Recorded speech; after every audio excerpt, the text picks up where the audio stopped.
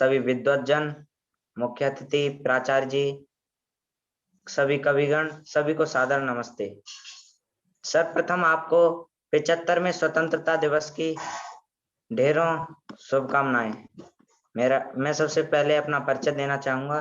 मेरा नाम बाल कवि देव प्रशांत आर्य है। मैं जवाहर नवोदय विद्यालय में 9वीं कक्षा में अध्ययनरत हूँ और आपके समक्ष सर्वप्रथम स्वामी दयानंद सरस्वती पर एक मुक्तक बोलना चाहता हूँ कि जिसकी वजह से पूरे देश में आनंद था, जिसकी वजह से पूरे देश में आनंद था, जिसने हराया पाखंडियों का पाखंड था, जिसने था बताया सच्चा मार्ग इस देश को, उसको प्रणाम है वो स्वामी दयानंद था, उसको प्रणाम है वो स्वामी दयानंद था। अब खेल और योग के माध्यम से ही हम देशभक्ति सीखते हैं। देशभक्ति सीखने में खेल और योग का बहुत बड़ा योगदान है। आपके समक्ष उन वीरों क्रांतिकारियों के बारे में बताना चाहूंगा। धरती को सुंदर सुगंधित बनाने वाला अनुपम धरती का श्रृंगार है कविता, स्वाधीनता की ही चिंगारी को सुलगाने वाला रणवीरों के दिल का अंगार है कविता, रणवीरों के दिल का अंगार है कविता।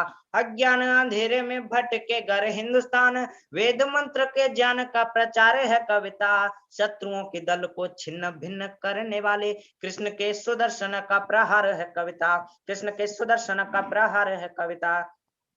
पृथ्वीराज ने मारा अंधे होते हुए भी गौरी, उस दरबारी कवि का गान है कविता। जलियां वाले बाग हत्याकांड के बावजूद आजादी समंदर का उफान है कविता। वीरों के द्वारा रक्त लेखनी से इतिहास में हस्ताक्षर के अमर निशान है कविता। क्रांति युद्ध में बहा अनेक योद्धाओं का रक्त युक्त कहानी का प्रमाण है कविता, रक्त युक्त कहानी का प्रमाण है कविता। महाराणा प्रताप के भाले की फंकार और पृथ्वीराज के द्वारा क्षमादान है कविता। सुंदर शक्तिशाली सुस्वभाव सुसंस्कारी शास्त्रार्थी दयानंद का सम्मान है कविता। दुनिया में भारत का सम्मान कराने वाली हिंदुस्तान की आन बान शान है कविता। सुदर्शन चक्रधारी कृष्ण द्वारा अर्जुन को भक्ति व ज्ञान वाणी गीता ज्ञान है कविता, भक्ति व ज्ञान वाणी गीता ज्ञान है कविता। अब आपके समक्ष भारतीय यश गाथा के ऊपर एक गीत है, वो सुनाना चाहता हूँ। भारत की मिट्टी को हम सब श्रद्धा से शीश झुकाते हैं, सात समंदर पार लोग भी इसके यश को गाते हैं। भारत की मिट्टी को हम सब श्रद्धा से शीश झुकाते हैं, सात समंदर पार लोग भी इसके यश को गाते हैं। ये वो देश जहां अगस्त्य ने पूरा समंदर पी डाला, जहां शत्रुओं ने से वीरों को पहनाई माला, बालवीर हकीकत ने भी धर्म की खातिर प्राण दिए, जहां छोटे छोटे बच्चों ने दुष्टों के हैं प्राण लिए। जिस भूप पे शिव शंकर ने देवों की खातिर जहर पिया, जहां धर्म का नाश करने विष्णु ने भी अवतार लिया, जहां रावण को मर्यादा पुरुषोत्तम राम हराते हैं, सात समंदर पार लोग भी इसके यश को गाते हैं, सात समंदर पार लोग भी इसके यश को गाते हैं। जहां वीर बंदा बैरागी ने दुश्मन की जड़ को हिलाया है, जहां पवन पुत्र की किलकारी से आसमान थर्राया है, जहां कृष्ण ने दुष्टों को मारने को सुदर्शन चक्र उठाया है, जहां अर्जुन धनु की टंकारों से शत्रु दिल दहलाया है, जहां सभी लोग शिक्षा लेते जो विश्व गुरु कहलाया है, जिसका प्रभाव इस सारे विश्व में पूर्ण रूप से छाया है, जहां अभिमन्यु से भिड़ने में महायोद्धा भी कतराते हैं, सात समंदर पार लोग भी इसके यश को गाते हैं, सात समंदर पार लोग भी इसके यश को गाते हैं। हरिदास अरतान सेन ने इसी देश में जन्म लिया, हरिदास अरतान सेन ने इसी देश में जन्म लिया, चाणक्य से महाज्ञानी ने भी इसी देश से ज्ञान दिया।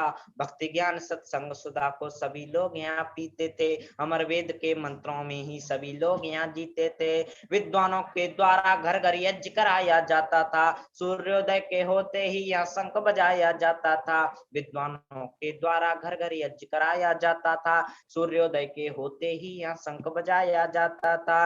गीता के श्लोक विश्व में सभी जगह सब गाते हैं, सात समंदर पार लोग भी इसके यश को गाते हैं, सात समंदर पार लोग भी इसके यश को गाते हैं। इस भारत में युद्धों को बिन शीश भी लड़ जाया करते, मुट्ठी भर भारतीय वीर लाखों से भिड़ जाया करते। तन हो जाए छलनी युद्ध में पीछे वीर न हटते हैं, तन हो जाए छलनी युद्ध में पीछे वीर न हटते हैं। घुसने ना देते सीमा में चाहे मर मिटते हैं। इन वीरों का युद्ध देख शत्रु भी वाह वाह करता, तन में घुसी हो गर्म सलाखें वीर न फिर भी आह भरता। ऐसे वीर नहीं मरते, वो मर के अमर हो जाते हैं। सात समंदर पार लोग भी इसके यश को गाते हैं, सात समंदर पार लोग भी इसके यश को गाते हैं। आसमान है थर्राता सुन के इन वीरों की दहाड़, चिंगाड़ने लगते हाथी हैं हिल जाता है अंबर सा पहाड़। ईंट मिली तो स्वाभाविक जवाब पत्थर बन जाता है, जोरावर फतेह सिंह द्वारा काजी में कंपन आता है।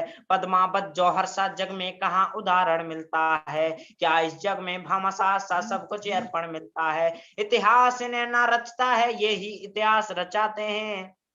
सात समंदर पार लोग भी इसके यश को गाते हैं, सात समंदर पार लोग भी इसके यश को गाते हैं।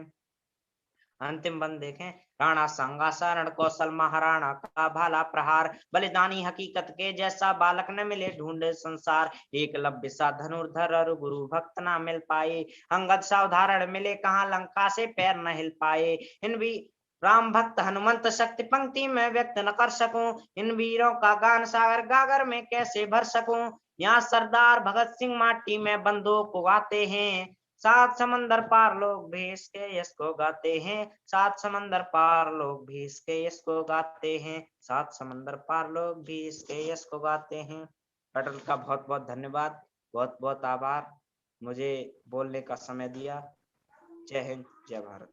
बहुत ही ओजस्वी वक्तव्य आपने दिया, वाल्मीकि प्रसन्नता रही इतनी छोटी सी उम्र में, जब लहरों से डरकर जो अपने कदम को पीछे हटा लेते हैं वो जीवन में कभी कुछ नहीं कर पाते। मैं इसमें दो लाइनें बोल दूंगा। लहरों से डरकर नौका पार नहीं होती और कोशिश करने वालों को कभी हार नहीं होती। एक चींटी भी अगर धीरे चढ़ना चाहे तो अपनी मंजिल को पा लेती है। इसी तरह आप जीवन में आगे बढ़ते रहें और अपने एक न एक दिन अपने लक्ष्य को आप छू लेंगे। अब मैं इसी कड़ी में आज के जो अंतिम कवि हैं उनको बुलाना चाहूंगा, विश्वेंद्र आर्य। वे आए अपना ओजस्वी वक्तव्य गीत या कविता के माध्यम से प्रस्तुत।